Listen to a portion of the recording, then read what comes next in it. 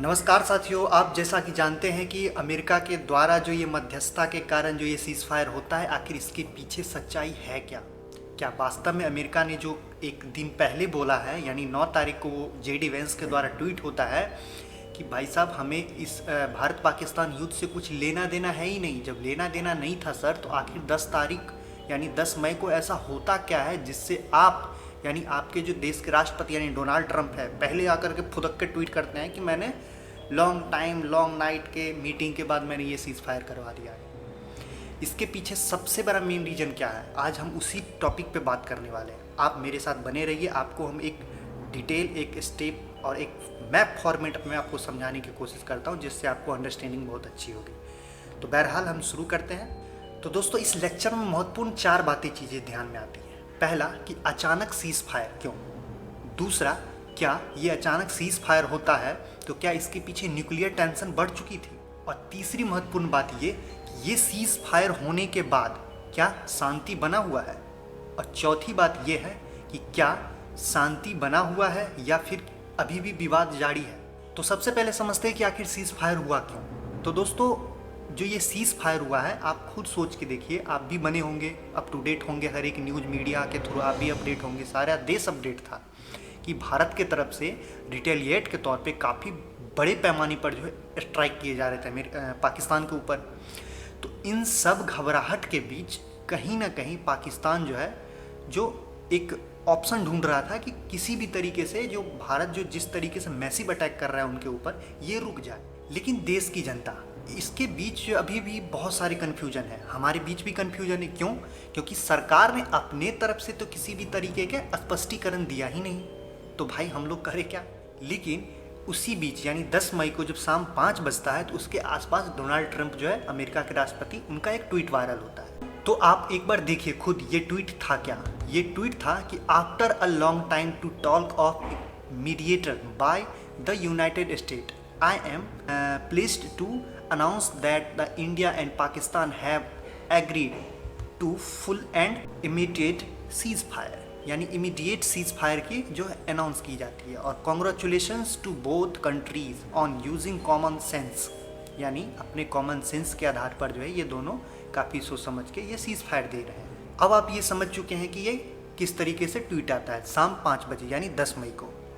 अब ऐसा हुआ क्या। तो अमेरिका जो है, जो भारत के जो है डीजीसीओ होते हैं, यानी कि जो भी मतलब सेना अध्यक्ष होते हैं उनके, और पाकिस्तान के जो सेना प्रमुख होते हैं डीजी, उन दोनों और ये अमेरिका, इन तीनों ने मिलकर के एक मीटिंग करते हैं। और उस मीटिंग के बाद जो भी होता होगा उस मीटिंग में, वो अभी तक खुल के नहीं आया।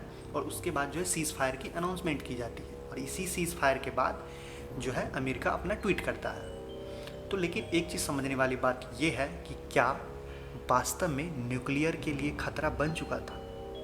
अच्छा, अब हम न्यूक्लियर की खतरा कह रहे हैं, तो एक बात आपको स्टोरी पे ले चलते हैं कि जो मतलब 7 से 9 के बीच जो मिसाइलिंग फायर हो रहा था दोनों तरफ से, उसमें से एक मिसाइल जो यानी कि दिल्ली की तरफ आता है। आप गौर से आप एक बात को याद कीजिए, दिल्ली की तरफ आता है और वो मिसाइल यानी दिल्ली से 250 किलोमीटर पहले जो है इंटरसेप्ट जो है भारतीय वायुसेना करती है और वो वहीं पे ध्वस्त हो जाता है। एक चीज़ सोचने वाली बात ये तो हो सकती है ना दोस्तों, सोच तो सकते हैं कि अगर पाकिस्तान हो सकता है टेस्ट करने के लिए मिसाइल दिल्ली पे छोड़ी हो।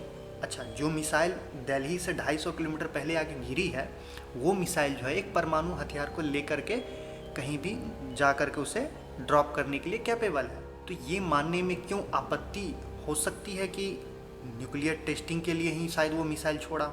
ये 9 तारीख की घटनाएं होती है। अब 10 को जब ये जो मिसाइल जो लगभग दिल्ली से 250 किलोमीटर पहले आके गिरती है, उसके बाद 10 को जो है शाम 5 बजते सीज फायर हो जाता है। अच्छा, अब इसी बीच एक और ट्वीट आपको हम दिखा रहे हैं, वो है शहबाज शरीफ का।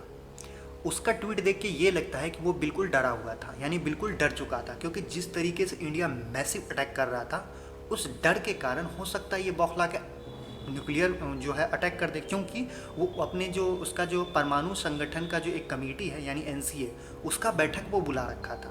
उसके खुद जो मतलब गृह मंत्री, उन्होंने ये बातें ट्वीट की थी। लेकिन भले उस बात को उसने डिनाई किया, क्योंकि हो सकता है ना कि अगर जो कोई न्यूक्लियर मतलब अटैक करने वाला है, तो वो थोड़ी ना खुल के बोलेगा कि हाँ हम न्यूक्लियर अटैक करने जा रहे हैं इंडिया पे, तो इसलिए वो नहीं बोला हो। लेकिन उसने ये कबूला कि हाँ एनसीए की उसके पाकिस्तान में बैठक चल रही है। और ये जो बैठक थी यानी 9 मई को ही ये बैठक हुआ था। तो इसके बाद आखिर ऐसा हुआ क्या?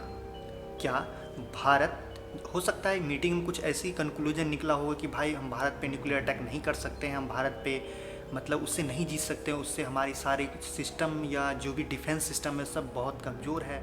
इसलिए भी ये भी एक कारण हो सकता है कि इन सब कारणों की वजह से जो है पाकिस्तान जो अमेरिका से गुहार लगाया हो कि भाई मुझे बचाओ, बचा लो भाई, क्योंकि इंडिया जो है परमाणु अटैक या फिर मिसाइल अटैक के थ्रू ही पाकिस्तान को ख़त्म करने का प्लान बना चुका था। तो ये भी एक रीज़न हो सकता है। लेकिन इन सब रीजन के पहले एक फैक्ट को समझना होगा, क्या वास्तव में इंडिया जो है इतना मैसिव अटैक कर रहा था और कुछ ऐसा प्लान कर चुका था जिससे पाकिस्तान को बहुत बड़ा नुकसान होने वाला था, जिससे पाकिस्तान जो है डर कर जो है सीज़ फायर करवाने के लिए अमेरिका के पास जाता। और ये मैं अपने मन से नहीं बोल रहा हूँ कि अमेरिका पाकिस्तान ऐसा था। पाकिस्तान के प्रधानमंत्री के ट्वीट पढ़ के आपको खुद लगेगा, आप एक बार देख लीजिए खुद से। तो लेकिन एक चीज़ और जानने की ज़रूरत है कि अगर इतना ही अगर उसके अंदर खौफ था तो खौफ का रीजन क्या रहा होगा? तो रीजन दोस्तों एक ही चीज़ है कि डिफेंस सिस्टम और डिफेंस में कितना ताकत किसके पास है। तो एक बार नज़र डाल लेते हैं कि कौन से देश कितना शक्तिशाली है डिफेंस के मामलों में। तो सबसे पहला बात करते हैं कि मिसाइल डिफेंस सिस्टम यानी इंडिया का कितना है और पाकिस्तान के पास कितना है। तो देखिए दोस्तों, पाकिस्तान से कई गुना ज़्यादा इंडिया भी मिसाइल डिफेंस सिस्टम में बहुत आगे है। आप खुद लगा सकते हैं कि जो S-400 मिसाइल सिस्टम है, पाकिस्तान के पास कोई लॉन्ग रेंज मिसाइल सिस्टम है नहीं। अगर न्यूक्लियर जो आर्सेनल होता है उसके मामले में भी भारत का एक टॉप क्लास का लेयर बना हुआ है न्यूक्लियर वेपन्स के मामले में। लेकिन पाकिस्तान यहाँ पर भी जो है अनियमित तरीके से, मतलब है ही नहीं इनके पास उतना कुछ खास तरीके का चीज़ जो वो न्यूक्लियर अटैक भी ढंग से कर पाए। अच्छा, अटैक तो वो कर सकता है लेकिन लॉन्ग रेंज की मिसाइल नहीं इनके पास कि लॉन्ग रेंज तक वो दिल्ली तक न्यूक्लियर को पहुंचा सकता है। लेकिन भारत के पास है, वो उनका कराची हो गया, इस्लामाबाद राजधानी जो भी है सबको भारत ध्वस्त कर सकता है। तो यहाँ पर भी पाकिस्तान जो है पिछड़ जाता है। दूसरा हो जाता है ड्रोन और मिसाइल के अटैक के मामले में। हाँ, यहाँ पे थोड़ा वो टर्की से उनको ड्रोन मिलने के बाद उनका एक सिस्टम ठीक है, लेकिन भारत भी बहुत आगे है इनसे यहाँ पर भी। तो ये सब चीज़ें भी फैक्ट हो सकती है कि जो उनके जो प्रधानमंत्री के जो ट्वीट थे उसको पढ़ने से ये लगता है कि हाँ ये सारे सिनेरियो को देखते हुए हो सकता है उसके प्रधानमंत्री जो है शहबाज शरीफ वो ये चाहता था कि ये सीज़ फायर हो जाए। जब सीज़ फायर 10 मई को जब शाम 5 बजे सीज़ फायर हो जाता है तो उसके बाद भी कई ड्रोन्स जो है कश्मीर में अटैक करते हैं और मतलब आवाज़ें भी आती है। और वहाँ के जो सीएम है यानी कश्मीर के जो सीएम है वो खुद ट्वीट करके बोलते हैं भाई ये हो क्या रहा है, अगर सीज़ फायर हो गया तो क्यों यहाँ पे बम धमाके और गोलियाँ चल रही है बॉर्डर के उस पार से। और भारत इस चीज़ को क्लेम करता है कि हाँ भाई सीज़ फायर होने के बाद भी उधर से जो है किसी न किसी तरीके के सीज़ फायर का उल्लंघन किया जा रहा है, लेकिन पाकिस्तान इसको मना कर दे। अब बात आता है दोस्तों कि भारत चुप क्यों रहा, बीच में अमेरिका मध्यस्थता के लिए क्यों आया। भारत खुद अपने राउंड टेबल या 1-to-1 टेबल पे बैठ के कर सकता था ये बातें, और अमेरिका बीच में क्यों आया। क्या ऐसी कूटनीतिक प्रेशर थी इंडिया के पास, ये चीज़ें समझने वाली होगी। लेकिन ये तब तक हम नहीं समझ सकते जब तक भारत सरकार खुद आकर के ये स्पष्टीकरण नहीं दे देते। दोस्तों, ना देने के पीछे भी एक कारण रहा होगा कि स्पष्टीकरण इसलिए भी नहीं दिया जा रहा, हो सकता है कुछ राजनीतिक कारण या कुछ और गोपनीयता कारण भी हो सकता है।